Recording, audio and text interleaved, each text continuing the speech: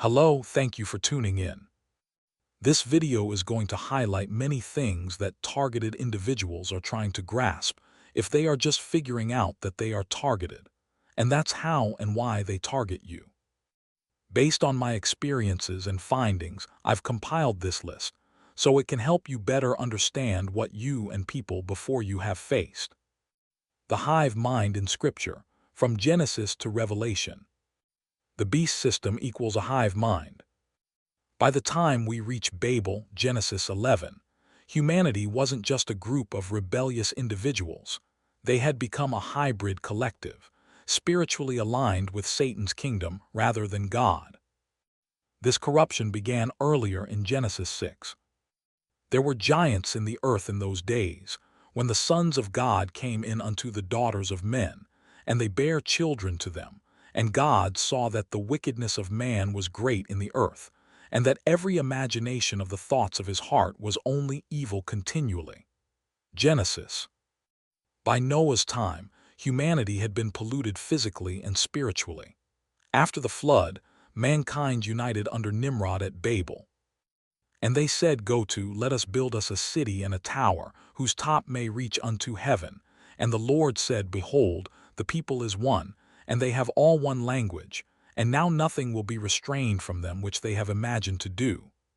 Genesis 11:4-6. This was more than human unity. It was a hive-minded rebellion under one spirit. Psalm 2 shows the same pattern. The kings of the earth set themselves, and the rulers take counsel together against the Lord and against his anointed. Psalm 2:2. From Genesis to Revelation, the hive always moves as one will, many faces, opposing God's rule. Born into it vs outside of it. Those inside the hive system aren't recruited later in life.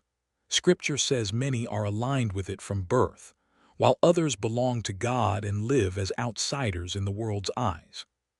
David wrote, The wicked are estranged from the womb.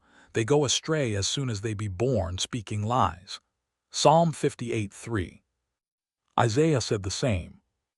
I knew that thou wouldest deal very treacherously, and wast called a transgressor from the womb. Isaiah 48:8. Meanwhile, those outside the hive find themselves surrounded without reason. For lo, they lie in wait for my soul. The mighty are gathered against me, not for my transgression nor for my sin, O Lord. Psalm 59:3. The system always marks outsiders, not for what they've done, but because of who they are, people who carry God's original image instead of the hive's nature. Verbal persecution and the shamming of David. Psalm 64 shows how persecution often comes through verbal and reputational attacks rather than physical violence. Hide me from the secret counsel of the wicked, from the insurrection of the workers of iniquity, who whet their tongue like a sword and bend their bows to shoot their arrows, even bitter words, that they may shoot in secret at the perfect. Suddenly do they shoot at him and fear not. Psalm 64:2-4. Did you hear that? Did you hear how he described these attacks?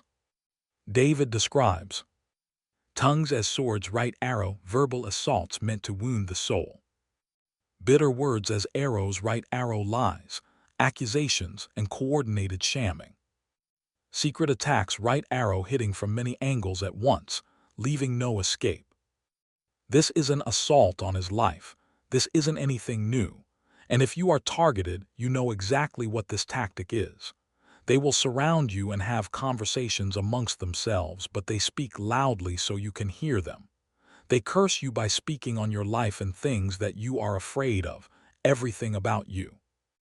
Not knowing these people at all, it's weird at first, so you chalk it up to coincidence. But over time, the pattern becomes too obvious. Then you realize that this is more of a persecution that's subtle. It's not that they have set themselves up all around you.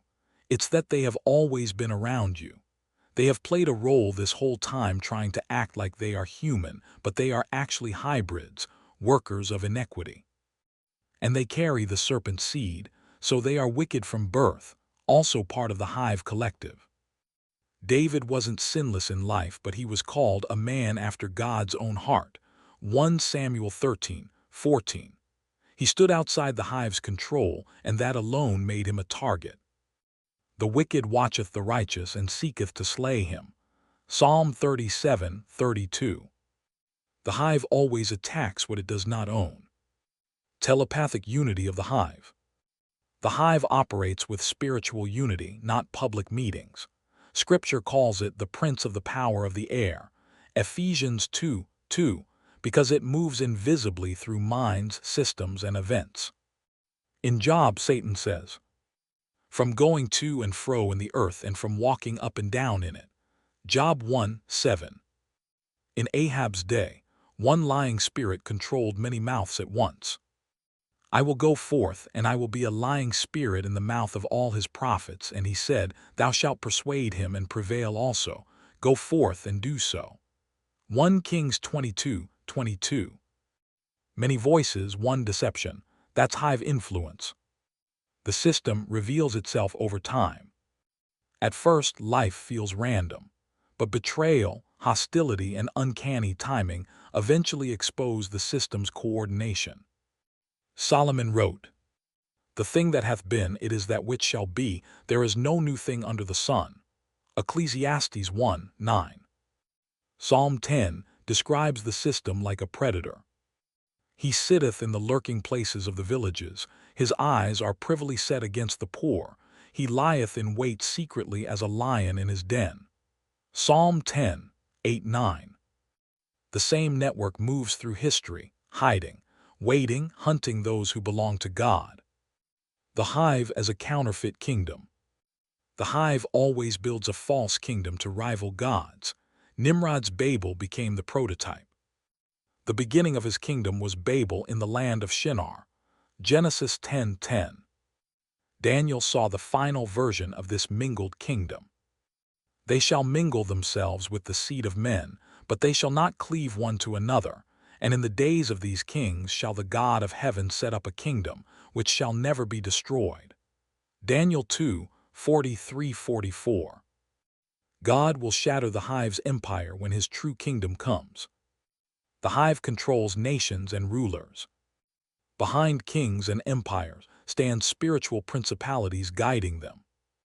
The prince of the kingdom of Persia withstood me, but Michael, one of the chief princes, came to help me. Daniel 10:13. Psalm 2 again shows rulers uniting in rebellion. The kings of the earth set themselves, and the rulers take counsel together against the Lord. Psalm 2:2.